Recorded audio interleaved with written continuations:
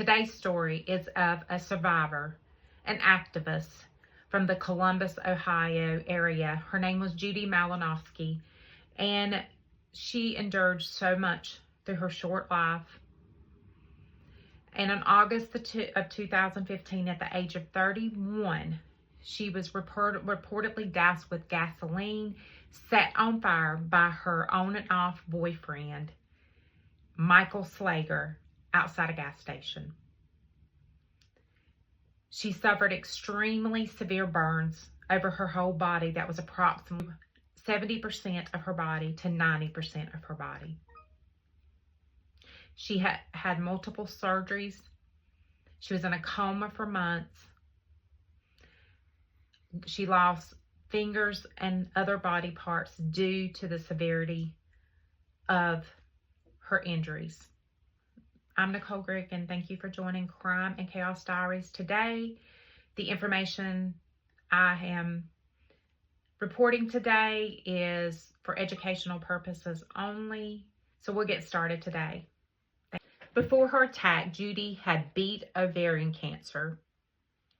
She had overcome addiction that had come from her being on pain medication during her ovarian cancer.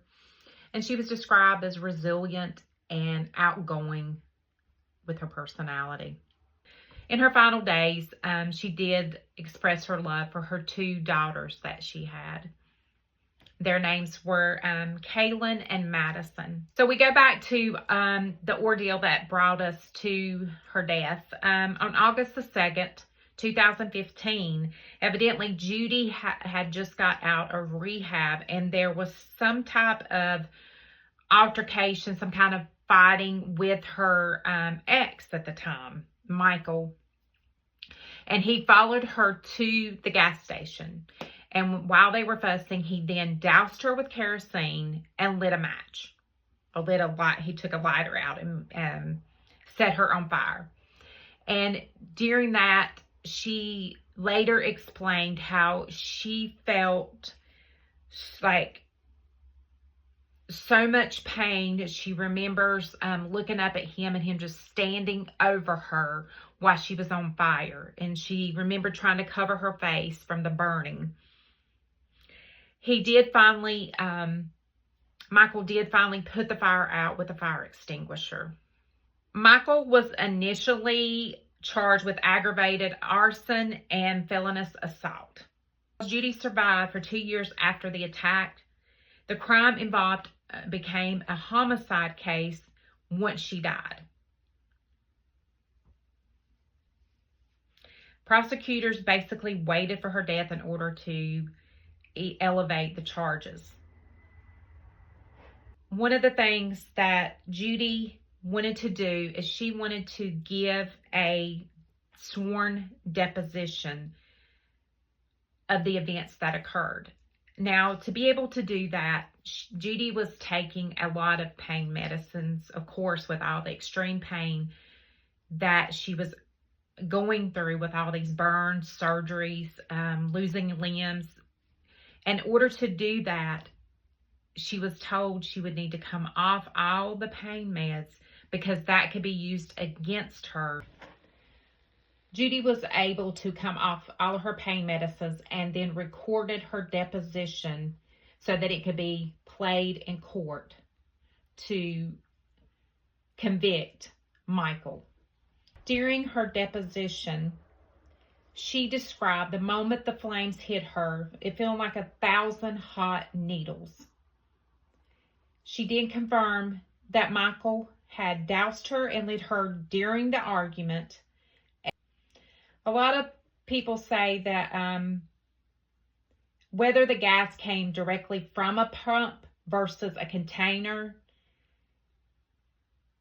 that they're unsure about. They just know that there was a dousing and a lighter ignition that Michael did do. Witnesses also called 911, and Judy was at that time transported to critical condition, and she, as we talked previously, remained hospitalized for nearly 2 years and underwent, as we talked about before, dozens of surgeries. Judy and Michael had a prior relationship, and The attack did happen in the context of domestic and partner violence that she had undergone.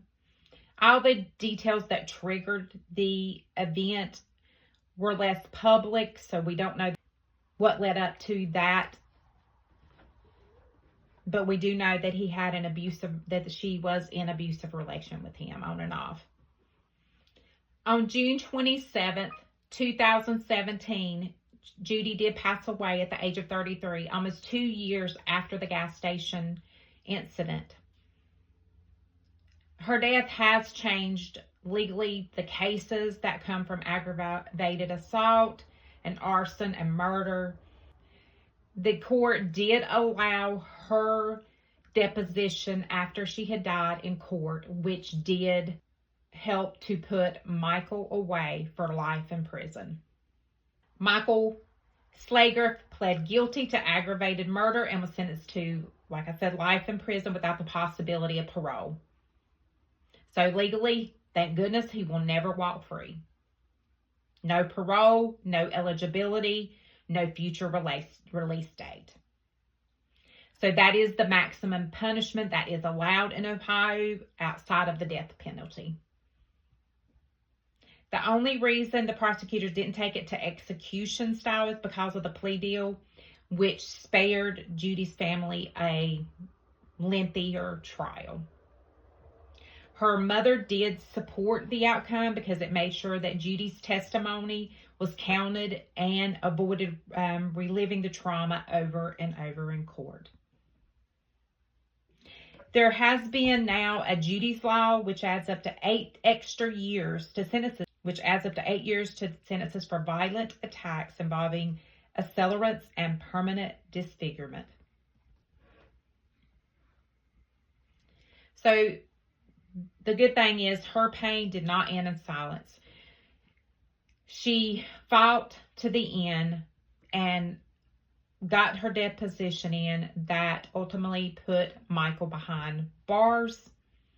And I'm sure what she went through was absolutely so terrifying and painful from the time the accident happened, and then her in so much pain after all these surgeries and being burned was so much part of her body, and to have to come off all that medicine so that her deposition could be counted to put Michael away.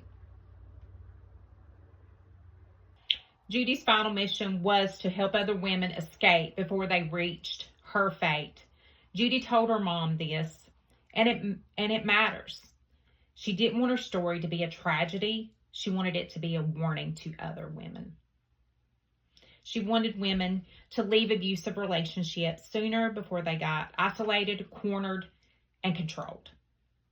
That's why Judy's Law wasn't just about punishment. It meant to save the next woman, not just punish the man who hurt her. So in the end, Judy did refuse to let Michael silence her. She lived long enough to speak. She changed the law, like we spoke of, so other women might live. Judy didn't just become evidence. She became the warning as well. We want to remember that and to honor the women whose voice lit a fire stronger than the one that tried to destroy her.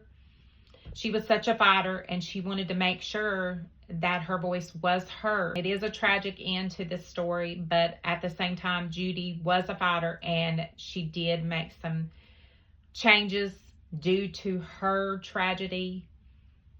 And I just hope that she did make a difference for other people in the future.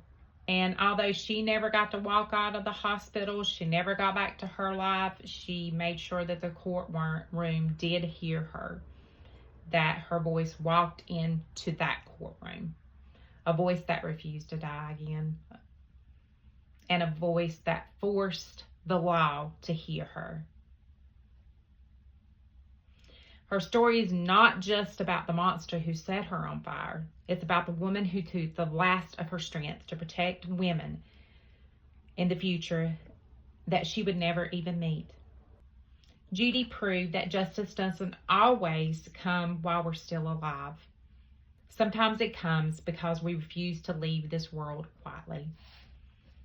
Thank you for joining me for Crime and Chaos Diaries. Please join me for my next episodes and hit like and subscribe. I hope you have a great rest of the day and stay safe. Thank you. Bye-bye.